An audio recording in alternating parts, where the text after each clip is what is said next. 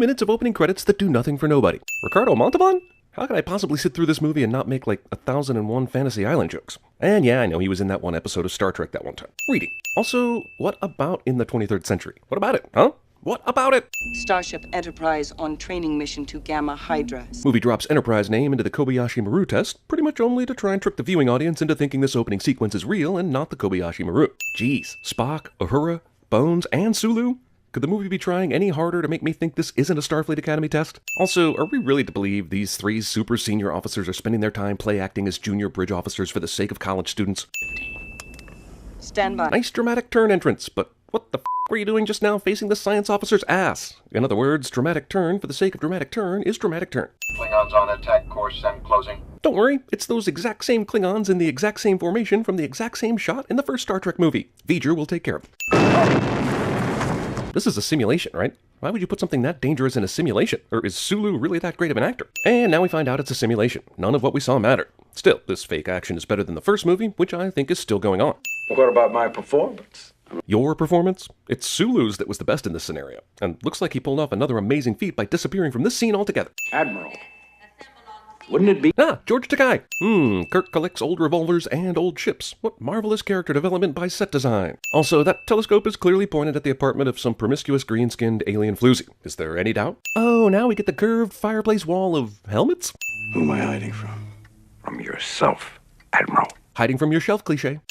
We are continuing our search for a lifeless planet to satisfy the requirement of a test site for the Genesis experiment. So far, no success. The universe of this movie suggests it's really hard to find planets with no life. Futuristic communication displays will have terrible horizontal holes. Did they get this guy off a scrap heap from the Blue Lagoon auditions? I can barely see it. Because this is a movie, we've beamed you down roughly several thousand yards from a maybe possible life form thing. Space breaking and entering. Yeah, we're definitely positive this place has oxygen, so let's remove our helmets instantly. Science! This asshole has 2 copies of Paradise Lost and 1 copy of the Holy Bible. We've been standing here in a sandstorm waiting for you to come outside just for this dramatic moment.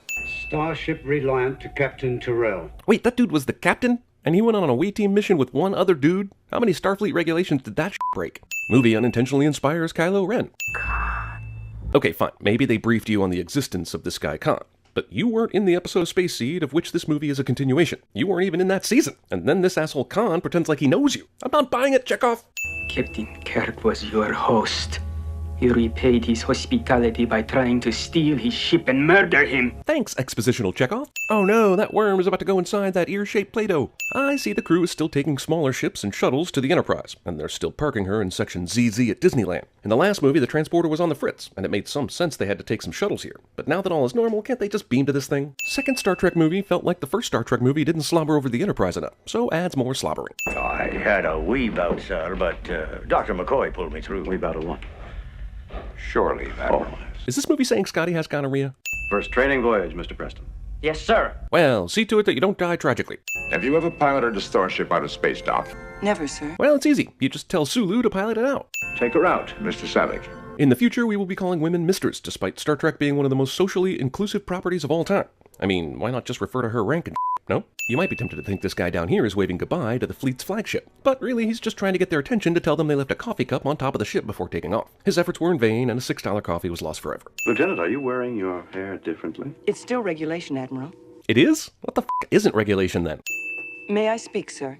This logic-driven, nervous rookie Vulcan stops the turbo lift before even asking if she can speak freely. Based on this shot alone, how am I to know if I'm on the 4th or 5th floor? I feel like I'm on the 4.5 floor, just based on the signs. This futuristic science station is composed of 40% light brights. Is it cool that this mirror is a mirror that also has airport landing strip lights inside it? Yes. Yes, it is. Is it in any way practical? Well, I can't see how it possibly could be practical, so no. We're the only ship in the quadrant. As always, the Enterprise is the only ship in the quadrant. They should have named the Enterprise the Serendipity. Spock, these cadets of yours, how good are they? How will they respond under real pressure? Well, they're cadets, so... So much for the little trading cruise. Was that what this was? What the f*** was the newly minted Admiral Kirk doing on a little training cruise? Thank God he's a micromanager, huh? He tasks me, and I shall have him. Now I can see why that copy of Moby Dick was haphazardly tossed on the top of all that divine comedy we saw earlier, so that Khan could completely ignore the message of that book. Well, I've got sickbay ready. Now, will someone please tell me what's going on? If you don't know what's going on, then what do you have sickbay ready for exactly? Identify for retina scan. Kirk, Admiral James T. Processing your obviously completely different expression from the previous shot, Admiral. How much money did they spend on this high production value video about a super secret thing no one's supposed to know about? How many graphic effects artists had to sign NDAs just to get this thing made? Matter is reorganized with life-generating results. And despite this lifeless moon or planet's distance from a sun, it will be able to maintain that life for some reason. It's one of ours, Admiral. It's Reliant. Okay, so Kirk doesn't know that Khan and crew are free and in control of Reliant, sure. But a quick microsecond computer search would reveal Reliant is the Federation ship assigned to Regular One, the space station Kirk got a personal emergency message from. So, one sin for no individual or computer on this ship running a basic Google search for the Reliant at this point in the movie. They're still running with shields down. Which is amazing, because you'd think that something like hijacked ships were just common enough that the Enterprise would be cautious in a situation like this. For a ship that doesn't have its shields up, the Enterprise takes these phasers like a champ. You'd think the series of explosions in this sector would lead to devastation, but you'd be wrong. They knew exactly where to hit us. Except where the weapons are. But what are the chances the Enterprise gets a chance to shoot those up? Have we pointed out how amazingly crazy-ass lucky Khan is yet? Chekhov just happens to land on his exile planet thinking it was a completely different planet, on a mission involving Project Genesis, something that can both create and destroy all life on a planet. An invention perfect for megalomaniacs. He wants revenge on Kirk, who also just happens to be tagging along on a training mission when everything goes down, and he comes to the scene gift-wrapped for a revenge plot. I've deprived your ship of power, and when I swing around, I mean to deprive you of your life. But I wanted you to know first who it was who had beaten you. Okay, fair enough. He wants to rub it in. But why did he shoot that photon torpedo at the bridge a minute ago if that was his plan? That easily could have killed Kirk. You hand over to me all data and material regarding the project called Genesis. Why does he need that from Kirk? Doesn't the Reliant have the same information the Enterprise does? Surely before he left he tried to get as much info from Chekhov and Tyrell that he could, right? This is some bullshit just so Kirk can buy the time necessary to escape. Admiral, it's coming through now, Khan. Khan is kind of a stupid f***ing idiot to fall for this stalling tactic counterattack, no? Soon, lock phasers on target and await my command. Phasers locked. Awesome, but a minute ago when Reliant locked phasers on you prior to firing, you could tell. Lock phasers on target. Locking phasers on target. They're locking phasers. So what gives, yo? Meantime, let's find out how badly we've been hurt. Screenwriter timing allows for this tragic real-life answer to Kirk's rhetorical question. Also, can you think of any reason the chief engineer would leave the engine room, carrying a dead body, and show up on the bridge like this? Kirk tours the overflowing emergency room of his own making, which, good for him, facing his demons, tending to his flock, but it's kind of downright unbelievable not one of these injured or maimed patients calls Kirk out for wantonly ignoring the call to raise shields at a time that would have avoided all this carnage. Not one boo or anything. Is the word given, Admiral? The word is given.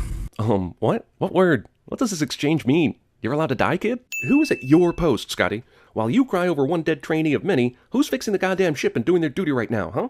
Eh? What? Engine room reports auxiliary power restored. We can proceed at impulse power. And the trainees down there in the engine room did it all without the help of seasoned veteran Scotty, who was in f***ing sickbay crying over a dead kid. Also, didn't they lose their main power before? And they just now restored auxiliary power? How did they do all that shit they did to the Reliant with the existing power they had? Hey, we're beaming to a science station that might be held by enemy forces. Let's go with the winter uniforms, shall we? Somehow, despite all logic and Starfleet regulations, this away team includes the captain, the chief doctor, and a brand new recruit with no experience, making it the least logical away team in the history of Star Trek. What? Is this an even more ridiculous rat than the one that shows up in a vent at CIA headquarters in Mission Impossible? Or did Scorsese possibly direct this Character accidentally bumps into dead appendages cliche. Now I know where Jurassic Park got it. This movie mistook blood for super bright red paint. He put creatures in our bodies to control our minds. And he's hoping you'll forget how stupid it would be for him to take them out before you got here, so that he can trick you again. You make it down here? It was not my impression. He spent most of his time trying to wring the information out of the people. Khan apparently tried to extract information from everybody on this base, but somehow didn't scour the area looking for a place like this, which would have told him everything. The unit's been left on, which means nobody remained to turn it off. Because, as we all know, Star Trek transporter rooms are turned to the off switch after every successful transportation. Admiral, if we go by the book, like Lieutenant Savick. Look, Khan is a super genius, okay? The fact that he doesn't realize he's being tricked right here is insane. Hey, Lieutenant Savick, don't bother scanning for life forms down here or anything. That's not important at all. By the book, indeed. I'm sorry, Admiral. Mind control slugs apparently leave enough of the original brain behind to allow for apologies like this, I guess. You son of a bitch! Well, as long as the character is unimportant, I'm okay with this accidental evaporation. Kill Admiral Kirk. And the absolutely totally mind-controlled guys suddenly have a hard time following orders. Starfleet captain, who was mind-controlled, to this point somehow overcomes his mind control, which sounds awesome until I tell you he only overcame it long enough to commit suicide. And why does the other mind control worm want to escape all of a sudden? Did it feel its twin get murdered, and now it needs to mourn? Dude, at least let it crawl away from Chekhov for a few seconds before obliterating it. Jesus. Buried alive. Buried alive. Khan. Also, dude, you're tricking him about the time the Enterprise needs to heal, remember? Why are you so upset at this apparent radio win by Khan? Is this method acting? Who is Khan? Hi there, person who obviously didn't watch the TV show or the first hour of this movie. Let me exposition you to death. How can you think of food at a time like this? First, How could you not think of food right now, dude? Humans be hungry, yo. If you're not hungry, you might be an alien controlled by the ear slugs. why didn't you tell him? How can you ask me that?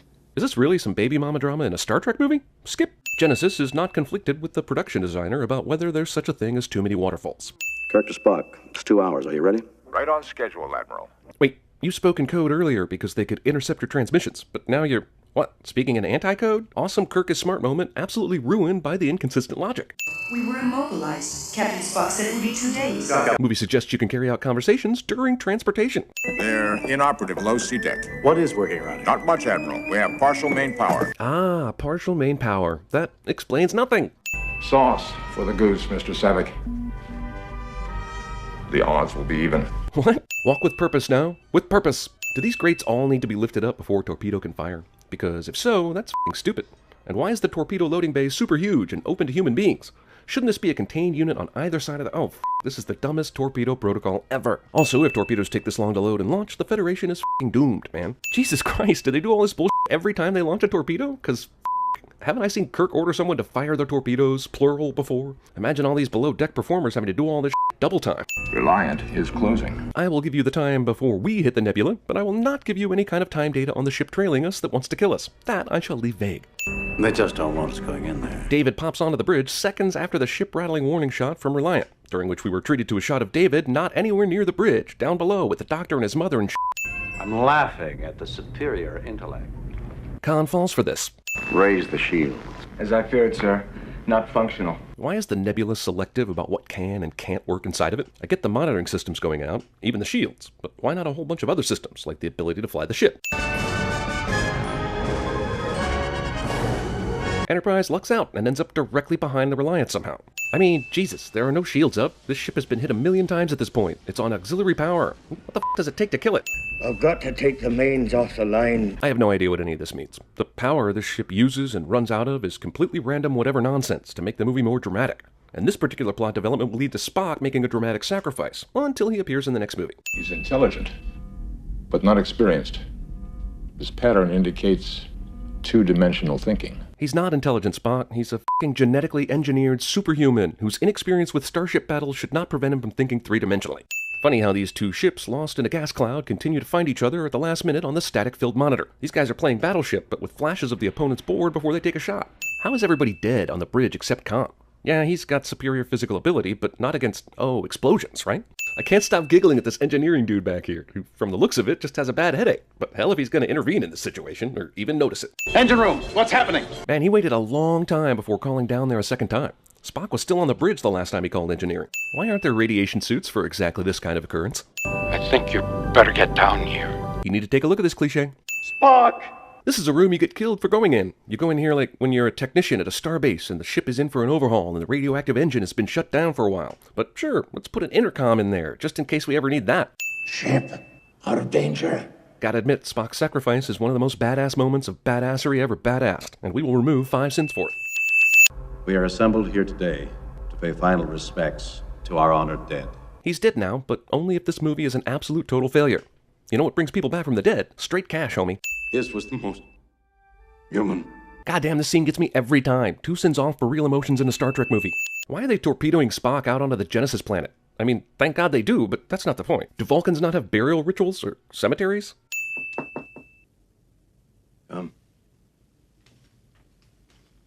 And that's exactly what walks through the door. Very proud to be your son. Then James T. Kirk and his son had many, many adventures after this movie. He's really not dead, as long as we remember him. And we write screenplays with Spock in them. We really, really, really don't want you to actually think we killed Spock.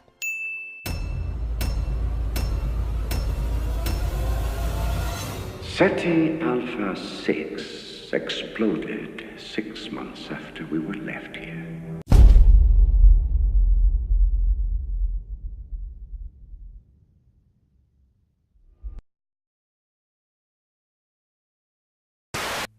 I'm your doctor, and I'm your friend. I'm a politician, which means I'm a cheat and a liar.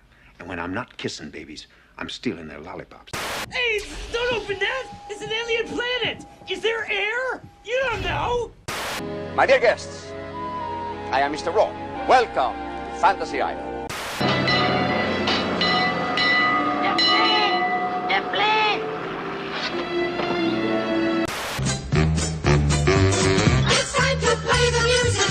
It's time to light the light. It's time to meet the Muppets on the Muppet Show tonight.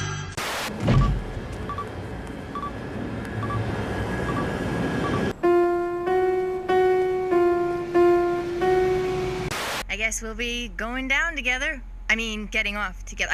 That's okay. I'll just push the button for the stimulator. Elevator. Admiral. Please. Gosh darn it, I give up. It's yours, you can have it. You have to give me a minute to put it in a box for you.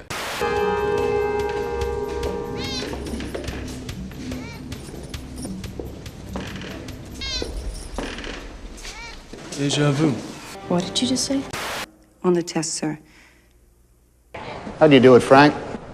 How'd you pass the bar in Louisiana? He's intelligent, but not experienced. His pattern indicates two-dimensional thinking. You're just not thinking fourth dimensionally.